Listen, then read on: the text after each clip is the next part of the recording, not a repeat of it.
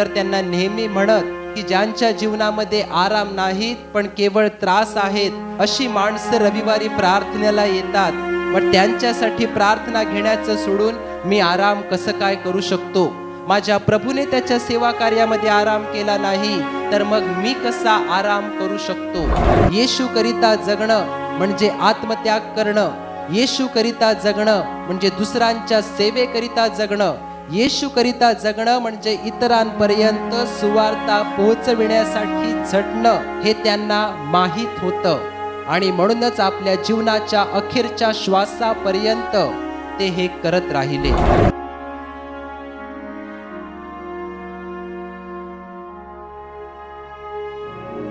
Hallelujah, hallelujah, hallelujah, hallelujah. माझ्या प्रिय भावांनो आणि बहिणींनो, आज 17 ऑगस्ट 2021 आपल्या ब्रदरांचा म्हणजेच डॉक्टर सेबॅस्टियन मार्टिन यांचा 5वा स्मृती दिन. 5 वर्षापूर्वी म्हणजेच 17 ऑगस्ट 2016 रोजी पहाटे 3 वाजता ब्रदर हे जग सोडून आपल्या स्वर्गीय पित्याजवळ निघून गेले.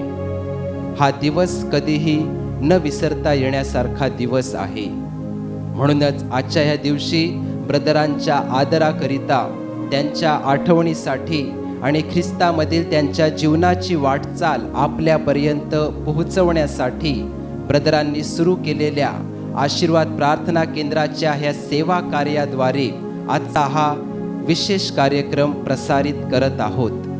या कार्यक्रमामागचं एकच उद्दिष्ट आहे की आपल्या समोर ब्रदरांचं जे प्रभावशाली व्यक्तिमत्व उभा आहे ते व्यक्तिमत्व ख्रिस्तामध्ये कसं घडत गेलं, ब्रदर आपल्या जीवनामध्ये कशा प्रकारे 100% देवावर अवलंबून राहिले, तसेच देव कशा प्रकारे त्यांना वेगवेगळ्या संकटातून बाहेर काढत असे आणि देवाने कशा प्रकारे त्याच्या कार्यासाठी ब्रदरांचा वापर केला, हे आज ब्रदरांना ओळखणाऱ्या प्रत्येक माणसापर्यंत पोहोचवण्यासाठी हा कार्यक्रम प्रसारित करत आहोत. Hallelujah, hallelujah, hallelujah. माझ्या प्रिय भावांनो आणि बहिणींनो, 26 जानेवारी 1985 रोजी एका प्रार्थने सभेत ब्रदरांनी आपलं जीवन प्रभू येशूला समर्पित केलं. ख्रिस्ती कुटुंबामध्ये जन्म होऊन सुद्धा या अगोदर ब्रदरांनी त्यांचं जीवन प्रभूला समर्पित केलं नव्हतं. पण हा एक असा दिवस होता ज्या दिवशी प्रभूने एक महान कार्य घडवून आणलं. ज्या प्रार्थने सभेत ब्रदरांचं जीवन बदललं ती त्यांच्या जीवनातील पहिलीच प्रार्थना सभा होती. खरं तर त्या प्रार्थने सभेविषयी ब्रदरांना विशेष काही ठाऊकही नव्हतं. त्यांच्या एका मित्राने त्यांना केवळ इतकं सांगितलं होतं की आपल्याला एका मीटिंगसाठी जायचं आहे. त्यामुळे ब्रदरांना असं वाटलं की एखादा सामाजिक कार्यक्रम असेल आणि म्हणून ते त्या ठिकाणी गेले आणि तिथे गेल्यानंतर त्यांना समजून आलं की ती एक प्रार्थना सभा आहे. माझ्या प्रिय भावांनो आणि बहिणींनो, त्या दिवशी प्रभूने त्यांच्या जीवनामध्ये महान कार्य केलं आणि अगदी त्या दिवसापासूनच ब्रदरांनी प्रभू येशूला त्यांचं जीवन समर्पित केलं आणि प्रभूच्या कार्यामध्ये त्यांनी स्वतःला वाहवून घेतलं आणि त्या दिवसापासून ते त्यांच्या जीवनाच्या अखेरच्या श्वासापर्यंत ते कधीही थांबले नाहीत. प्रभूने त्यांना सुरुवातीला प्रवचन देण्याचं दान दिलं आणि त्यानुसार ब्रदरही गावोगावी खेडोपाडी जाऊन ख्रिस्ताच्या सुवार्तेची घोषणा करू लागले. 1985 ते 1997 या कालावधीत ब्रदर नोकरी सांभाळून देवाचे कार्य करत असत. ते स्वतः चार्टर्ड अकाउंटंट असून वसईच्या एका कॉलेजमध्ये प्रोफेसर होते. त्यावेळी त्यांना दर महिन्याला 7,000 रुपये पगार मिळत होता. त्यातील 5,000 रुपये ते देवाच्या कार्यासाठी वापरत असत आणि उरलेल्या रकमेतून ते घर खर्च सांभाळत असत. माझ्या प्रिय भावांनो आणि बहिणींनो, या 5,000तूनच त्यांनी देवाच्या प्रेरणेनुसार ख्रिस्त प्रकाश नावाचं मासिक छापून गावोगावी वाटण्यास सुरुवात केली. बायबलची वचने साध्या सोप्या भाषेत माणसांपर्यंत पोहोचवण्यासाठी ते रात्रंदिवस मेहनत करत असत. त्यासाठीच सुवार्ता सांगण्याचं आणि गावागावात जाऊन मासिक पोहोचवण्याचं काम ते करत होते. माझ्या प्रिय भावांनो आणि बहिणींनो, अशा प्रकारे तब्बल 12 वर्ष ब्रदरांनी नोकरी सांभाळून देवाचं कार्य केलं आणि अखेरीस 1997 साली ब्रदरांनी देवाच्या आज्ञेनुसार आपली नोकरी सोडून पूर्ण वेळ देवाचं कार्य करण्याचा निर्णय घेतला. ज्यावेळी ब्रदरांनी नोकरी सोडली त्यावेळी ते कॉलेजमध्ये हेड ऑफ द डिपार्टमेंट होते. त्यांच्या स्वतःच्या मानाला आणि त्यांच्या स्वतःच्या शिक्षणाला त्यांनी पाठ फिरवली होती.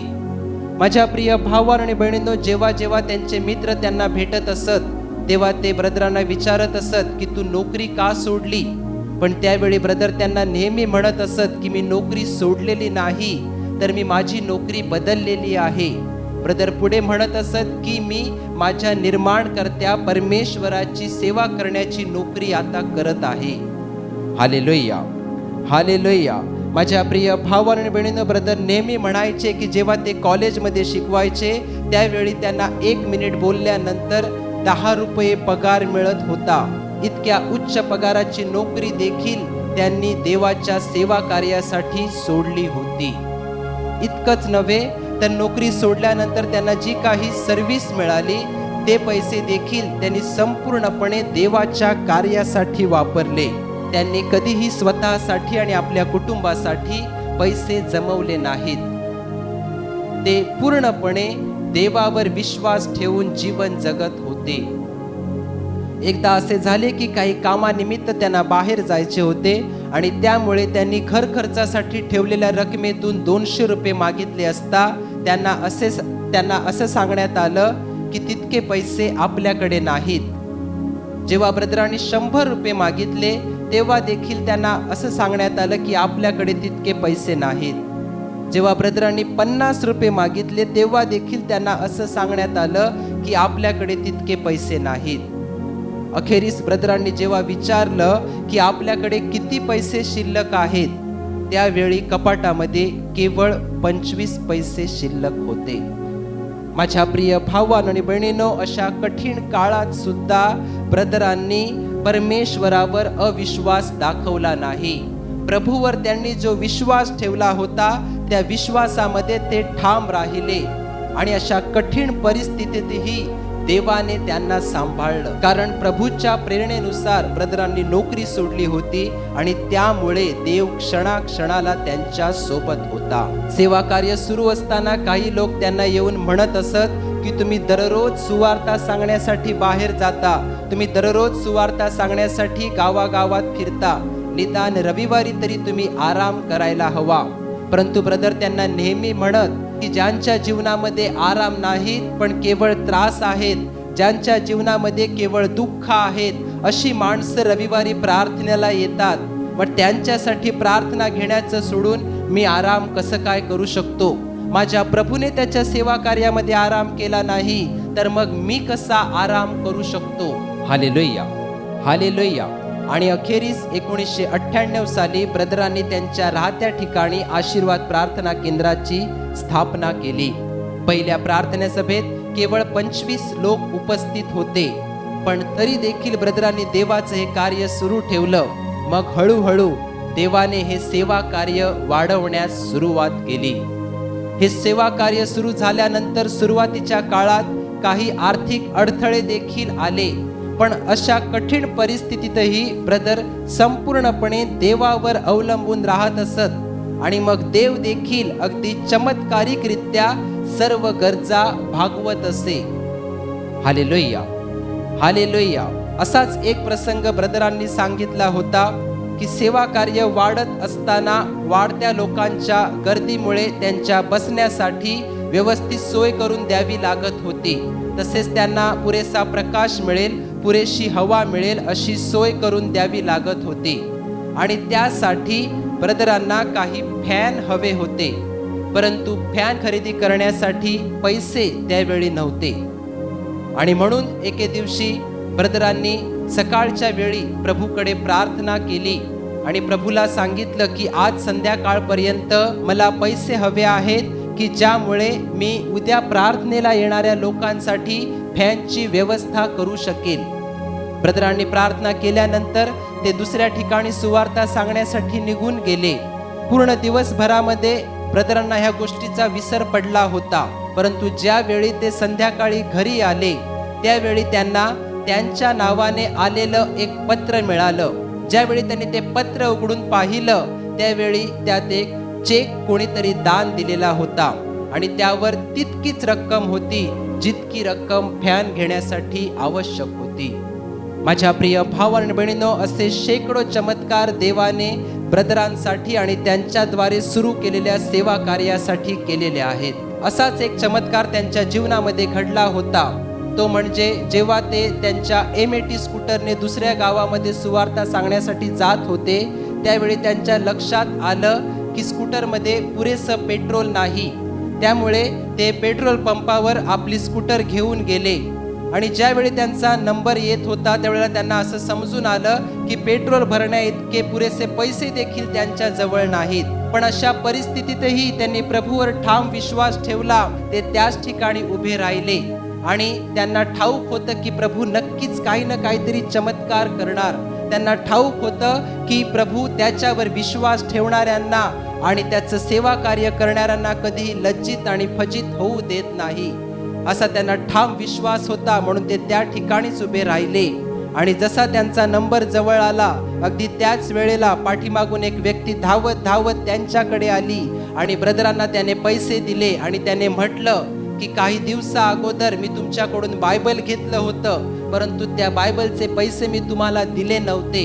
आता मी तुम्हाला पेट्रोल पंपावर बघितलं म्हणून मी धावत धावत तुमच्याकडे पैसे देण्यासाठी आलो आहे. माझ्या प्रिय भाव आणि बहिणींनो, ब्रदरांनी ते पैसे घेतले आणि अशा प्रकारे ते त्यांच्या गाडीमध्ये पेट्रोल भरू शकले आणि ते पुढच्या गावामध्ये सुवार्ता सांगण्यासाठी निघून गेले. माझ्या प्रिय भाव आणि बहिणींनो, असे अनेक अनुभव ब्रदरांनी त्यांच्या प्रवचनाद्वारे आपल्याला सांगितलेले आहेत.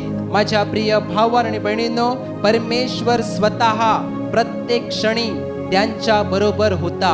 जे सामर्थ्य परमेश्वर त्यांच्याद्वारे प्रगट करत होता ते सामर्थ्य आपल्यापैकी पुष्कळ लोकांनी पाहिलेलं आहे. पण ते सामर्थ्य केवळ एका दिवसात किंवा एका वर्षात त्यांना प्राप्त झालेलं नाही. आशीर्वाद प्रार्थना केंद्र सुरू होण्या अगोदर, ते आशीर्वाद प्रार्थना केंद्र सुरू झाल्यानंतर अगदी 2004 पर्यंत देखील ब्रदरांना केवळ प्रवचनाचंच दान देण्यात आलं होतं. आशीर्वाद प्रार्थना केंद्राचं हे सेवा कार्य सुरू करण्या अगोदर ब्रदरांसोबत अशी काही माणसं देखील होती ज्यांना देवाने विशेष दानं दिलेली होती, परंतु ब्रदरांना केवळ प्रवचनाचंच दान होतं. पण तरीही ब्रदरांनी देवाने दिलेलं हे दान अगदी अद्भुतरित्या वापरलं आणि म्हणूनच ब्रदरांची प्रवचनं ऐकण्यासाठी दूरवरून लोक येत असत. ब्रदरांना देखील गावोगावी प्रवचन देण्यासाठी बोलावत असत. माझ्या प्रिय भाव आणि बहिणींनो, ब्रदरांच्या प्रवचनाद्वारे पुष्कळ लोकांची जीवनं बदलत होती आणि म्हणून ब्रदरांनी देखील पौलाप्रमाणेच ख्रिस्ताच्या सुवार्तेची घोषणा करण्याचं काम सुरू ठेवलं. परंतु याबरोबरच सतत 19 वर्ष ब्रदर देवाकडे अद्भुत कार्य करण्याची दानं मागत होते. एका बाजूने गावागावात जाऊन सुवार्तेची घोषणा करणं आणि दुसऱ्या बाजूने ते देवाकडे अद्भुत कार्य करण्याची दानं मागत होते. आणि अखेरीस 2004 साली देवाने ब्रदरांची प्रार्थना ऐकली आणि 19 वर्षानंतर त्यांना सामर्थ्याचं दान दिलं. ह्यातून आज आपण देखील शिकू शकतो की देव आपल्याला काही गोष्टी देण्यासाठी विलंब करतो, पण या काळामध्ये देखील आपण आपला देवावरचा विश्वास कमी करता कामा नये. आपण आपल्या देवावरचा विश्वास भक्कम ठेवायला हवा, कारण प्रभू त्याच्या इच्छेनुसार आणि त्याच्या वेळेनुसार आपल्या जीवनामध्ये कार्य करत असतो. Hallelujah, hallelujah. आणि मग अशा प्रकारे केंद्रात आजारमुक्तीचं आणि विविध अद्भुत कार्य करण्याचं दान आलं आणि मग तेव्हापासून देवाने विलक्षणरित्या सेवा कार्यामध्ये आणि लोकांच्या जीवनामध्ये कार्य करण्यास सुरुवात केली. दर रविवारी हजारोच्या संख्येने लोक प्रार्थनेला येऊ लागली. लाखो लोकांपर्यंत देवाने ब्रदरांद्वारे सुवार्ता पोहोचवली. केवळ महाराष्ट्रातच नव्हे तर भारताच्या विविध राज्यांमध्ये ब्रदरांना सुवार्ता प्रसारासाठी बोलावण्यात येऊ लागलं. देव देखील त्या ठिकाणी अद्भुत कार्य करत होता. लाखो लोकांचे अश्रू पुसले गेले, लाखो लोकांची जीवन बदलली, अनेकांची उद्ध्वस्त झालेले कुटुंबे देवाने ब्रदरांच्या सेवा कार्याद्वारे सुस्थितीत आणली. माझ्या प्रिय भावांनो आणि बहिणींनो, या सर्व गोष्टी ब्रदरांकडे पाहिल्यानंतर आपल्याला दिसून येतात. पण या पलीकडे देखील अशा काही गोष्टी त्यांच्यामध्ये होत्या की ज्यामुळे देवाने ब्रदरांचा इतक्या अधिक प्रमाणात वापर करून घेतला. ब्रदरांचं देवावर आणि माणसांवर असलेलं प्रेम, ब्रदरांचा आत्मत्याग, ब्रदरांनी देवासोबत जोपासलेला प्रामाणिकपणा, ब्रदरांचा देवावर असलेला ठाम विश्वास, अशा ह्या सर्व गोष्टी ब्रदरांमध्ये होत्या आणि ज्यामुळे देवाने ब्रदरांचा इतका वापर करून घेतला. सेवा कार्याला आरंभ केल्यापासून ब्रदर कधीही स्वतःसाठी आणि स्वतःच्या गरजांकरिता जगले नाहीत. ते फक्त आणि फक्त देवासाठी आणि प्रत्येक माणसाला ख्रिस्ताची सुवार्ता सांगण्यासाठीच मेहनत घेत असत. त्यांनी कधीही मोठमोठ्या गोष्टींवर किंबहुना जगातल्या कोणत्याही गोष्टीवर लक्ष लावलं नाही. ते स्वतः चार्टर्ड अकाउंटंट असूनही त्यांनी कधीही त्याचा गर्व केला नाही. ते समाजातील प्रत्येक स्तरातील माणसांना भेटत असत आणि त्यांना ख्रिस्ताची सुवार्ता सांगत असत. जसं आपण सुरुवातीला पाहिलं की नोकरी सोडल्यानंतर कशा प्रकारे त्यांना अडचणींना आणि अपमानांना सामोरं जावं लागलं, पण तरीही ब्रदरांनी कधीही हे सेवा कार्य सोडण्याचा विचारही केला नाही. त्यांनी जो आत्मत्यागाचा निर्णय घेतला होता त्या निर्णयावरच ते ठाम राहिले. येशू करिता जगणं म्हणजे आत्मत्याग करणं, येशू करिता जगणं म्हणजे दुसऱ्यांच्या सेवेकरिता जगणं, येशू करिता जगणं म्हणजे इतरांपर्यंत सुवार्ता पोहोचविण्यासाठी झटणं हे त्यांना माहीत होतं. आणि म्हणूनच आपल्या जीवनाच्या अखेरच्या श्वासापर्यंत ते हे करत राहिले. त्यांनी कधीही लोकांनी दिलेल्या दानाच्या पैशातून स्वतःसाठी मौज मजा केली नाही किंवा त्यांनी कधी त्या पैशांचा गैरवापर केला नाही. आणि म्हणूनच अगदी चमत्कारिकरित्या देव त्यांच्या सर्व गरजा भागवत होता. ब्रदर सुरुवातीच्या काळात शर्ट पॅन्ट घालून प्रवचन देत असत आणि त्यानंतर ब्रदर सूटचा वापर करू लागले. आपणापैकी पुष्कळ लोकांनी त्यांना प्रवचन देत असताना पाहिलं असेल. परंतु माझ्या प्रिय भावांनो आणि बहिणींनो, एकही सूट त्यांनी स्वतः खरेदी केला नव्हता, कारण त्यांना स्वतःसाठी खर्च करायचाच नव्हता. अगदी पहिला सूटही देवाने त्यांना आश्चर्यकारकरित्या मिळवून दिला होता.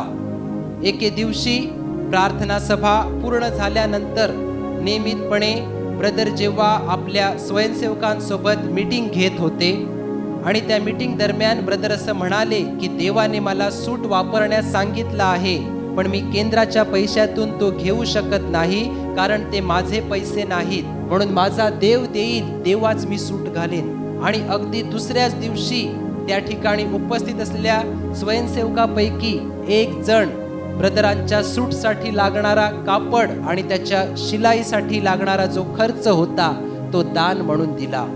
हालेलुया. आणि माझ्या प्रिय भावांनो आणि बहिणींनो, अशा प्रकारे ब्रदरांनी सूट वापरण्यास सुरुवात केली. ब्रदर कधीही स्वतःसाठी खर्च करत नसत. जे जेवण प्रार्थनेला येणाऱ्या लोकांसाठी बनत असे त्यातूनच ब्रदर देखील जेवत असत. सुखविलास आणि ऐशारामाच्या जीवनाला त्यांनी कधीच पाठ फिरवली होती. जसजसं देवाचं कार्य पुढे जात होतं तसतसं बाहेर गावी ब्रदरांना सुवार्ता सांगण्यासाठी जावं लागत होतं आणि त्यासाठी ब्रदरांनी 55,000 रुपयांची सेकंड हँड मारुती 800 कार विकत घेतली होती. त्यावेळी नवीन कार खरेदी करता येईल इतके पैसे केंद्राकडे होते, परंतु या गोष्टीसाठी ब्रदरांना खर्च करायचा नव्हता. ब्रदरांची उंची जास्त असल्यामुळे त्या कारमध्ये बसणं त्यांना तितकंसं आरामदायक वाटत नव्हतं, पण तरी देखील ब्रदर अखेरपर्यंत त्याच कारमधून प्रवास करत राहिले, कारण त्यांना स्वतःसाठी खर्च करायचाच नव्हता. इतकंच काय, अगदी शेवटच्या दिवसात सुद्धा ज्यावेळी ते स्वतःहून व्यवस्थित चालू शकत नव्हते त्यावेळी त्यांना वॉकर वापरण्याचा सल्ला दिला होता.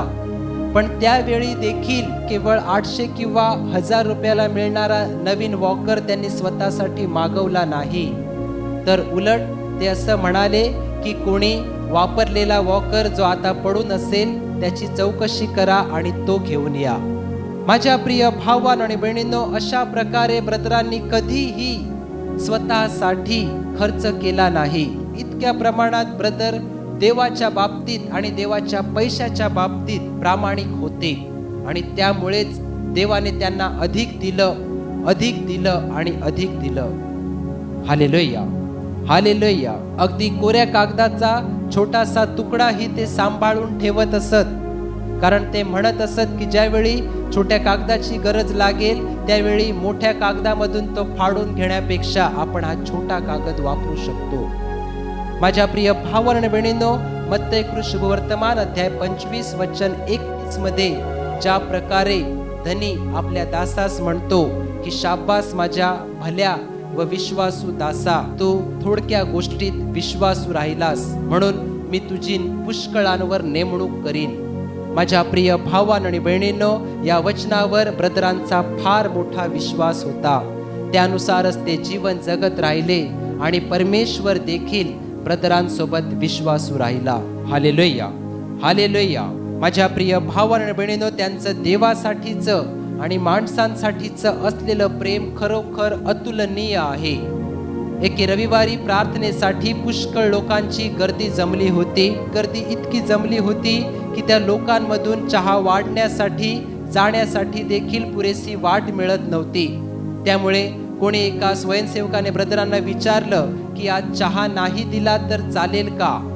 पण त्यावेळी ब्रदरांनी सांगितलं की असं आपण करू शकत नाहीत.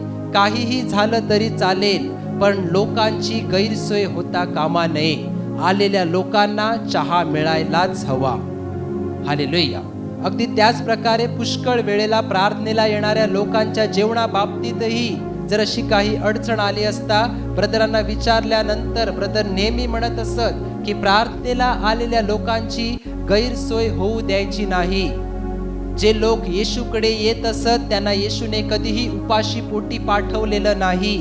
त्यामुळे आपणही आपल्याकडे येणाऱ्या लोकांना उपाशी पाठवू शकत नाही. माझ्या प्रिय भावांनो आणि बहिणींनो, आणि ब्रदरांचं हेच उद्दिष्ट आशीर्वाद प्रार्थना केंद्राच्या या सेवा कार्याद्वारे आजही पाळलं जात आहे. माझ्या प्रिय भावांनो आणि बहिणींनो, आपल्यापैकी पुष्कळ लोकांना ठाऊक आहे की प्रार्थनेला येणाऱ्या लोकांना त्यांनी कधीही गैरसोय होऊ दिली नाही. येणाऱ्या लोकांना अधिकाधिक चांगली सुविधा करून देण्यासाठी ते रात्रंदिवस मेहनत घेत असत. हालेलुया. ब्रदर म्हणत असत की त्यांच्या सोबतच्या मुलांनी बंगले बांधले, त्यांच्या नंतर आलेल्यांनी देखील बंगले बांधले, पण मी स्वतःचा बंगला या ठिकाणी बांधू शकलो नाही. पण माझ्या बंगल्याची प्रत्येक वीट अनवीट माझ्या सेवा कार्याद्वारे स्वर्गामध्ये प्रत्येक दिवसागणिक रचली जात आहे. Hallelujah, hallelujah, hallelujah. माझ्या प्रिय भावांनो आणि बहिणींनो, ब्रदरांच्या ह्या विश्वासूपणामुळेच देवाने ब्रदरांद्वारे लाखो लोकांपर्यंत सुवार्ता पोहोचवलेली आहे. माझ्या प्रिय भावांनो आणि बहिणींनो, ह्या 31 वर्षाच्या सेवा काळात अनेक अडचणींना सामोरं जावं लागलं, अनेक विरोधही झाले. पुष्कळ वेळेला हे केंद्र बंद करण्यासाठी प्रयत्न देखील करण्यात आले, पण परमेश्वर स्वतः अगदी चमत्कारिकरित्या ब्रदरांचं आणि त्यांच्याद्वारे सुरू केलेल्या ह्या सेवा कार्याचं रक्षण करत होता. अगदी ब्रदरांच्या शेवटच्या दिवसात सुद्धा त्यांच्यावर आरोप करण्यात आले की आजार ज्यांच्याकडे गेल्यावर बरे होतात तोच माणूस आज आजारी कसा पडला.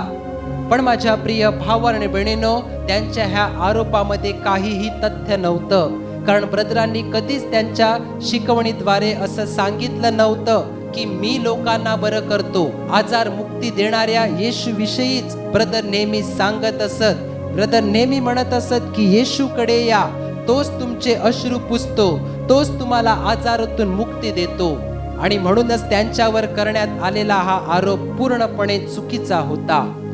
असा देखील आरोप करण्यात आला की जर येशू लोकांना बरं करतो तर मग जे ब्रदर येशूच्या नावाने प्रार्थना करतात त्यांना तो का बरं करत नाही. तर याचं उत्तर नंतर पौलाने आपल्या पत्रामध्ये म्हटलेलं आहे, करिंथकरास दुसरे पत्र अध्याय 12 वचन 7 ते 9 मध्ये तो म्हणतो की माझ्या शरीरात एक काटा ठेवण्यात आलेला आहे. पौल पुढे असं देखील म्हणतो की मी प्रभूकडे 3दा विनंती केली, पण प्रभूने पौलाला सांगितलं की माझी कृपा तुला पुरेशी आहे, कारण अशक्तपणातच शक्ती पूर्णतेस येते. हालेलुया.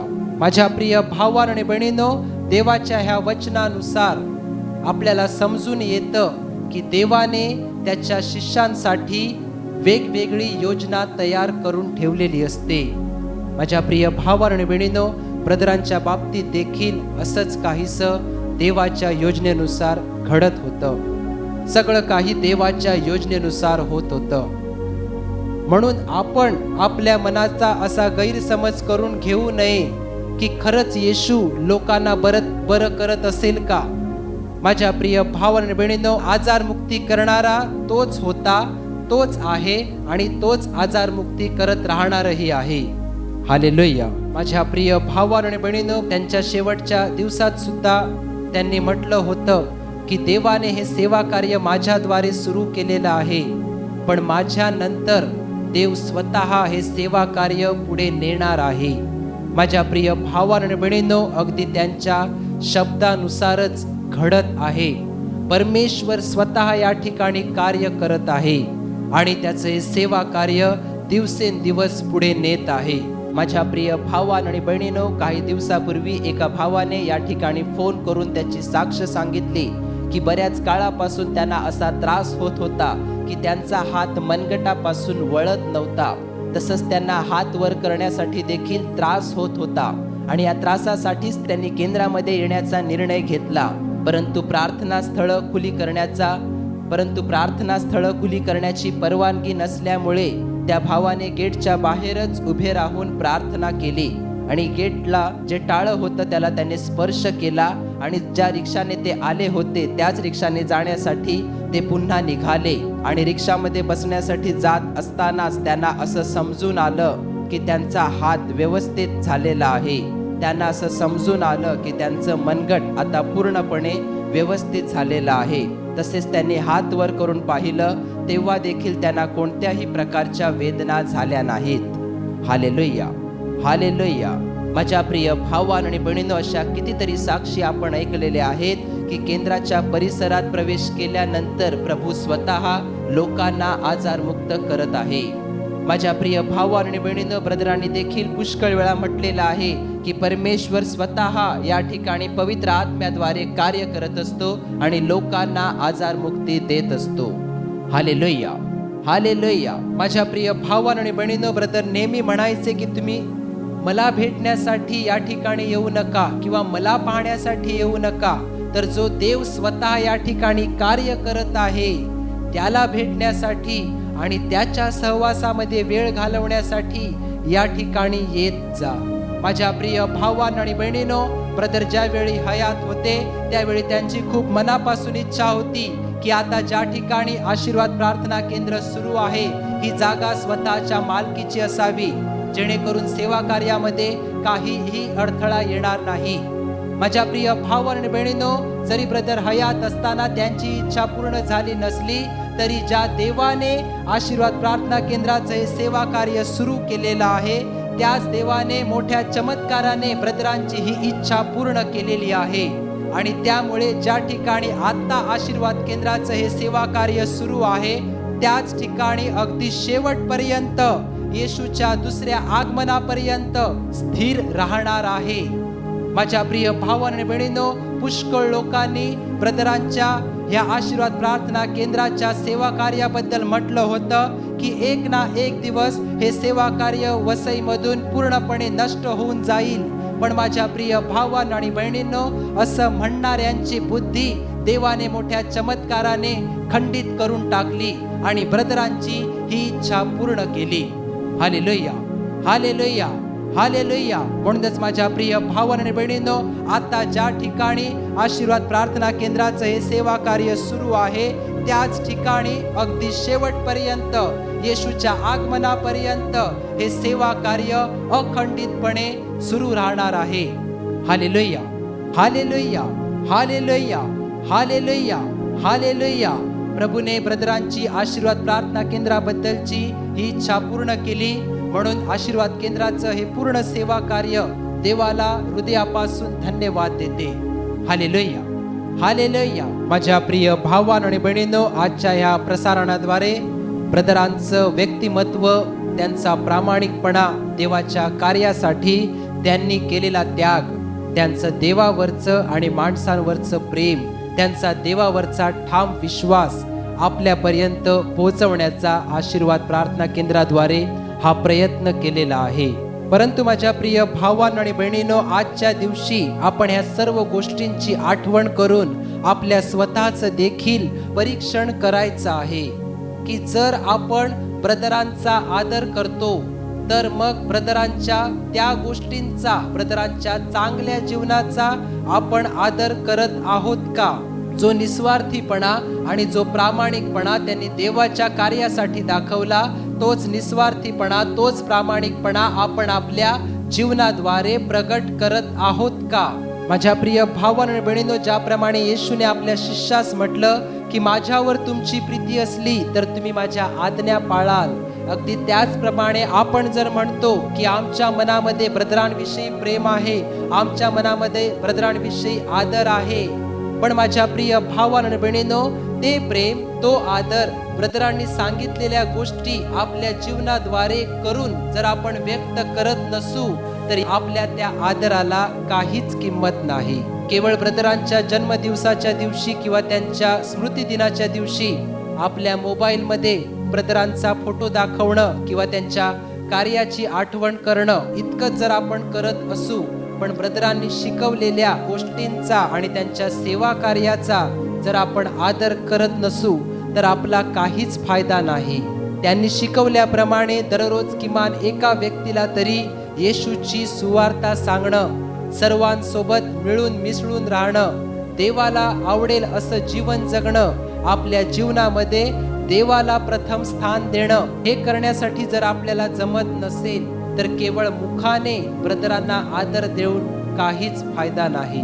आज ह्या गोष्टी जाणून घेतल्यानंतर आपण आपल्या फोनमध्ये केवळ ब्रदरांचा फोटो ठेवून किंवा आपल्या मुखाने ब्रदरांची आठवण बोलवून दाखवून नव्हे, तर पूर्ण अंतःकरणापासून ब्रदरांनी शिकवलेल्या गोष्टींचं पालन करून ब्रदरांनी रचलेल्या पायावर आपण आपल्या आत्मिक जीवनाची उभारणी करायची आहे. तसेच माझ्या प्रिय भावांनो आणि बहिणींनो, ब्रदरांनी सांगितल्याप्रमाणे आपण स्वतःसाठी नव्हे तर ख्रिस्तासाठी जीवन जगण्यासाठी सुरुवात करायला हवी.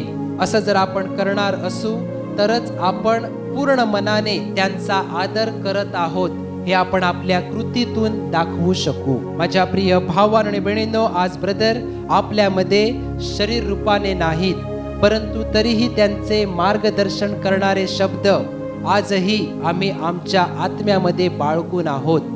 आणि त्यामुळेच गेली 5 वर्ष हे सेवा कार्य सुरू आहे आणि ब्रदरांनी सांगितल्याप्रमाणे अगदी अखंडितपणे हे सेवा कार्य पुढे देखील सुरू राहणार आहे. हालेलुया. माझ्या प्रिय भावांनो आणि बहिणींनो, पेत्राने आपल्या पत्रात म्हटल्याप्रमाणे ब्रदर देखील आपल्या कळपाला कित्ता असे झाले आणि त्यामुळेच आपल्याला ख्रिस्त मिळाला आणि आज आपण स्वर्गाच्या वाटेवर चालत आहोत. माझ्या प्रिय भावांनो आणि बहिणींनो, परमेश्वराने आपल्याला दिलेल्या ब्रदरांबद्दल आशीर्वाद प्रार्थना केंद्राचे संपूर्ण सेवा कार्य देवाचे हृदयापासून आभार मानते. Hallelujah, hallelujah. Doctor Sebastian Martin, एक होनहार व्यक्तित्व, हम सबके प्यारे ब्रदर. उनका जन्म 9 अगस्त 1959 को भुईगांव नामक गांव में क्रिश्चियन परिवार में हुआ. अपने माता पिता के वे सबसे बड़े बेटे थे. बचपन से वो धर्मी जीवन जी रहे थे. पढ़ाई में वे बहुत तेज थे. उन्होंने अपनी प्राथमिक पढ़ाई भुईगांव के होली फैमिली स्कूल में पूरी की और माध्यमिक पढ़ाई देव तालाब के सेंट थॉमस हाई स्कूल में पूरी की. उन्होंने अपनी कॉलेज की पढ़ाई मुंबई के M L Dahanukar college of commerce Parle में पूरी की। 10वीं होने के बाद उनकी डॉक्टर बनने की इच्छा थी, लेकिन उनके घर की आर्थिक स्थिति साधारण थी। इसलिए उनकी इच्छा होने के बावजूद भी उनके पिताजी उन्हें डॉक्टर की पढ़ाई के लिए नहीं भेज सके। ब्रदर बहुत नाराज हो गए थे। फिर भी उन्होंने डॉक्टर के स्तर की चार्टर्ड अकाउंटेंट की पढ़ाई करना चुन लिया और 1985 में उन्होंने अपनी चार्टर्ड अकाउंटेंट की डिग्री पूरी की। पढ़ाई करते वक्त वो वसई पापड़ी के थॉमस बैप्टिस्ट जूनियर कॉलेज में पढ़ाते भी थे। वो कॉलेज में मर्ती सर के नाम से सभी विद्यार्थियों के लाडले सर थे और वसई में भी वो लोगों के प्यारे थे। 1985 में सीए की डिग्री पूरी करने से पहले ही 26 जनवरी 1985 के दिन उनकी प्रभु यीशु मसीह से मुलाकात हो गई और उन्होंने अपना जीवन प्रभु यीशु मसीह की सेवा में समर्पित करने का निर्णय लिया। उनके इस निर्णय से उनके पूरे परिवार को अचंभा हुआ। वैसे ही उनके पूरे गांव वाले भी अचंभित हुए, क्योंकि उनके परिवार के और गांव के लोगों ने ऐसा सपना देखा था कि सीए होने के बाद वो एक ऑफिस निकालेंगे, बहुत पैसा कमाएंगे और बहुत युवकों को नौकरी भी मिल जाएगी। लेकिन उनका वह सपना अधूरा रह गया। लोग कहने लगे ज़्यादा सीख गया और पागल हो गया।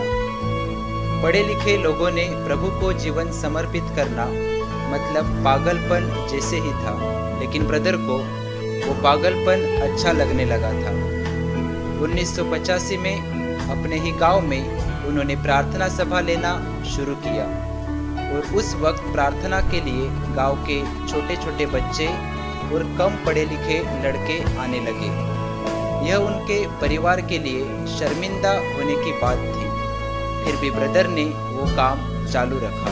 हर रोज वो अपने गांव में प्रार्थना सभा चलाते थे और उस प्रार्थना सभा में लगभग 100 लड़के लड़कियां आते थे और इन प्रार्थना सभा के द्वारा बहुतों के जीवन में बदलाव हो रहा था। उनको नौकरी छोड़कर प्रभु का कार्य करना था, लेकिन उस वक्त जो उनके अगुवे थे उन्होंने उनको नौकरी छोड़ने से मना किया।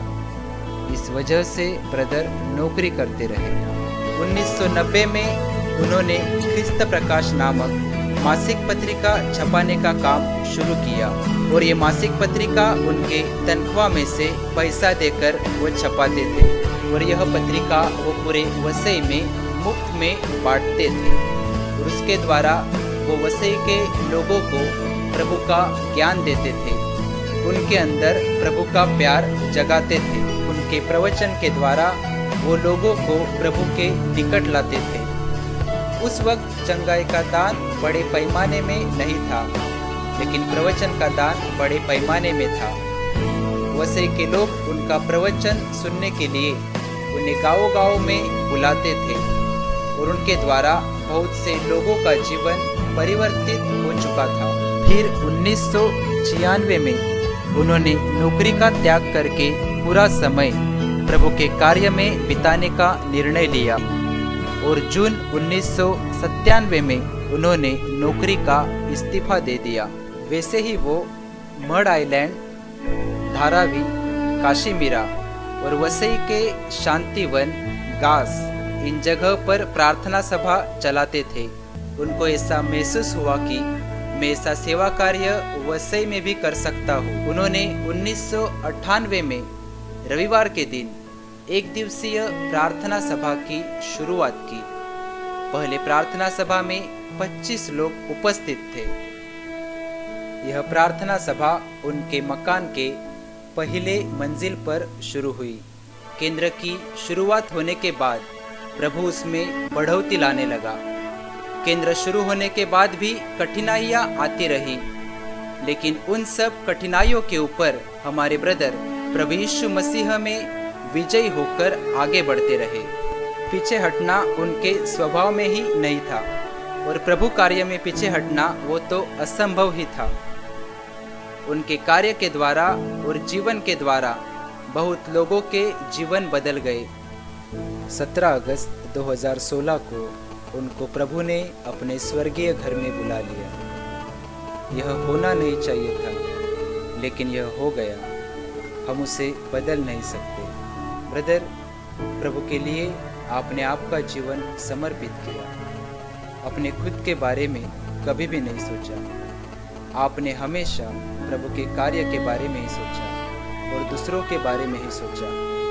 हम आपको बहुत याद करते हैं। आप हमेशा हमारे दिल में हैं और हम जानते हैं कि आप प्रभु यीशु के संग स्वर्ग में आनंद मना रहे हैं। इस संसार में यदि कोई अपने प्राण को प्यारा जानता है तो वो अपने प्राण खोएगा, लेकिन यदि कोई अपने प्राण को अप्रिय जानता है तो उस प्राण की रक्षा अनंत जीवन के लिए करेगा। भाई और बहनों, परमेश्वर के पास जब मांगते हैं तो परमेश्वर खुद देता है। हमारा दिमाग से जो होता नहीं वो परमेश्वर करता है। भाई और बहनों, प्रभु खुद के जीवन के बारे में तो बता रहा है, सवाल नहीं है, उसके खुद के जीवन के बारे में बता रहा है। उसने अपनी जान दी संसार के उद्धार के लिए। संसार के मनुष्य के हर पाप का दंड यीशु ने अपने शरीर पर लिया है। जिसने तुम्हें और मुझे निर्माण किया है वो हाथ फैल कर खड़ा है, बोलता है मेरे गोद में आओ। हजारों लोग, लाखों लोग, करोड़ों लोग संसार के कोने कोने में यीशु मसीह के पास आ रहे हैं। क्यों? यीशु मसीह ने अपने खुद के जान को अप्रिय माना। खुद की जान उसने दे दी।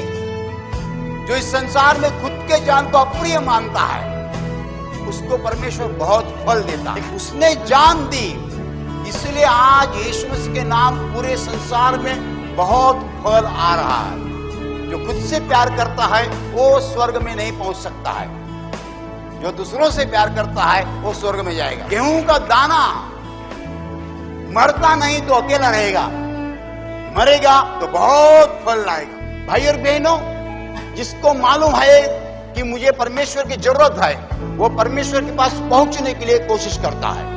जिनके पास परमेश्वर का आत्मा है वही परमेश्वर की बातें जानता है। शारीरिक लोग नहीं जान सकते हैं, उनका विचार अलग होता है। संसार में हमें प्रभु ने एक आज्ञा दी है कि आप एक दूसरे से प्यार करो, प्रभु से प्यार करो, मनुष्यों से प्यार करो। यदि संसार का उद्धार होना है तो संसार के मनुष्यों ने यीशु मसीह पर विश्वास करना चाहिए, उसके बलिदान पर विश्वास करना चाहिए। हमारा फर्ज है, ये हमारा काम है। क्या काम है? दुनिया को बताना कि तुम्हारे सब समस्याओं के लिए परमेश्वर ने जवाब दिया है। 2000 साल पहले जवाब दिया है और जवाब उसका पुत्र यीशु मसीह है। ये जो परमेश्वर का पुत्र है यीशु मसीह साफ साफ बता रहा है कि जो मुझ पर विश्वास करता है वो मुझ पर नहीं, मेरे भेजने वाले पर विश्वास करता है। मैं चाहता हूं जितने लोग मेरे सामने बैठे दिखते हैं वो सब लोग, और जितने लोग टीवी पर ये कार्यक्रम देख रहे हैं वो सब लोग, इसे एक भी आदमी नरक में नहीं जाना चाहिए। भाई और बहनों, यदि आप जो कुछ करते हैं उसका नतीजा स्वर्ग नहीं है तो आप जो कुछ करते हैं वो व्यर्थ है। उसने अपना इकलौता पुत्र जो है यीशु मसीह उसको संसार में भेजा और उस यीशु मसीह ने इस संसार के हर मनुष्य के हर पाप का दंड जो है अपने शरीर पर लिया। यदि आप यीशु पर विश्वास करते हैं तो आपका मेन काम यानी उद्धार हो चुका है। मरने के बाद सीधे स्वर्ग में जाएंगे।